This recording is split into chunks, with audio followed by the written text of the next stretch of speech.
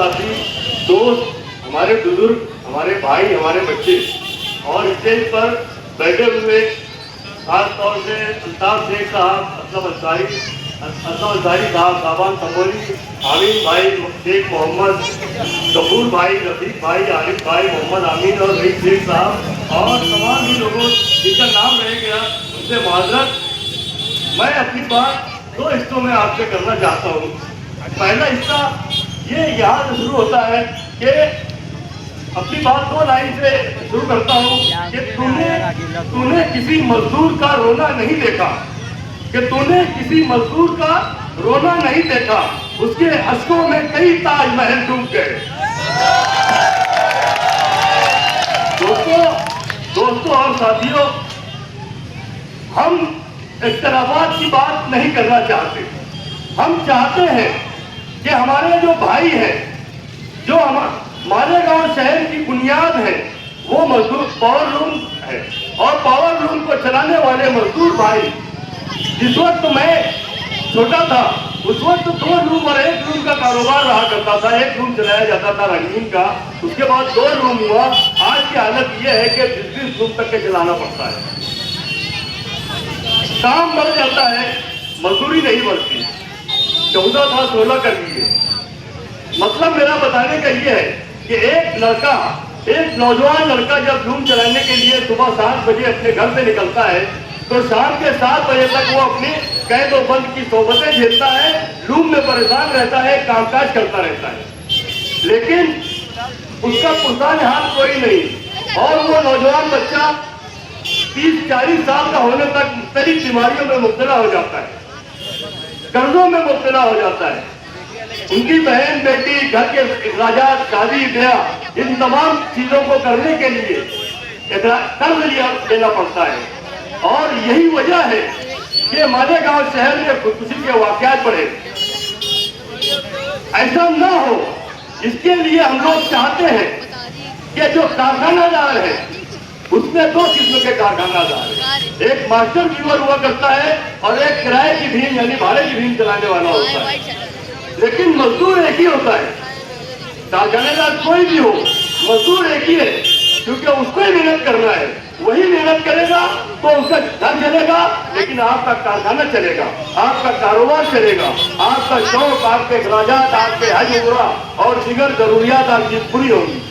इसके लिए जरूरी है कि आप अपने भाइयों को साथ लेकर बैठिए, उनकी तकालीफ को देखिए, समझिए और उनका साथ दीजिए। और जरूरत पड़े कि हमें मजदूरी बढ़ाना पड़ रही है तो उनकी मजदूरी बढ़ाइए, उनके लूम मत बढ़ाइए। ये मैं गुजारिश करने के लिए यहाँ पर खड़ा हुआ था। साथ ही मैं जो बोलना चाहता हूँ कि अल्ताफ शेख साहब, असलम अंसारी और उनके रफ्तार इनके जो ग्रुप के जो लोग हैं, इन्होंने जो काम शुरू किया है, इस काम के ताल्लुक से जब इन लोगों ने मुझसे मुलाकात की, मुझसे बात की, तो उन्होंने मुझे बताया कि ये ऐसा मामला है। तो मैंने कहा कि मेरी जिंदगी की शुरुआत, सियासी शुरुआत साथी निहाल अहमद साहब के साथ हुई है। मजदूर लीडर, मजदूर तहरीक और मजदूरों के लिए काम करना हमारा शौक रहा है, हमारा मशगला रहा है। मैं जरूर आपके साथ रहूंगा। आज मौजूदा तौर पर मैं मालेगांव शहर राष्ट्रवादी कांग्रेस पार्टी का सदस्य हूँ। मैं चाहूंगा कि जनाब अल्ताफ शेख साहब और उनके जो ग्रुप के लोग हैं, इनको ले जाकर शरद पवार साहब के सामने बिठाऊं और आपके मालेगांव शहर के मसाइल को उन तक पहुंचाऊं और उनसे रहनुमाई लेकर आपके मसाइल को हल करने के लिए मालेगांव शहर में एक बात शुरू की जाए, एक तहरीक शुरू की जाए।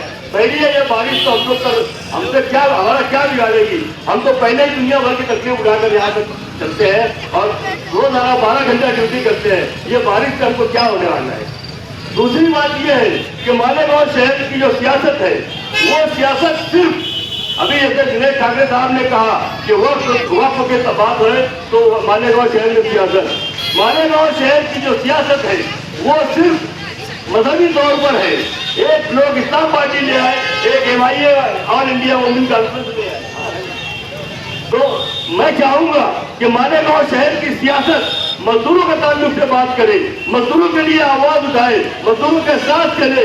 यही बात लेकर मैं आप तक आया था और मैं बहुत सारी और बातें मैं करना चाहता था, लेकिन अब बारिश की वजह से अगर कुछ लोग खड़े होते हैं तो मुझे बेचैनी होती है, पीछे भी बेचैनी होती है।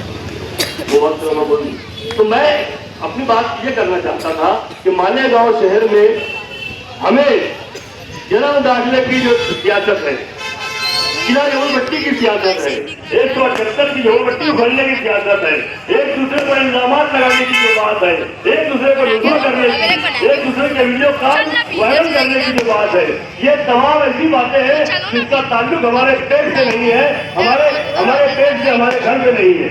तो मालेगांव शहर के जो सियासी लोग हैं, मालेगांव शहर राष्ट्रवादी कांग्रेस पार्टी आज इस बात का ऐलान करती है कि हम हर वार्ड में, हर जगह अपना नुमाइंदा खड़ा करेंगे और आप तक आपकी बातें आपके तक पहुंचाएंगे और आपको अपना कायम रखेंगे। इसके लिए हम कोशिश करेंगे।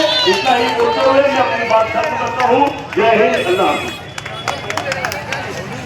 लोक सेवा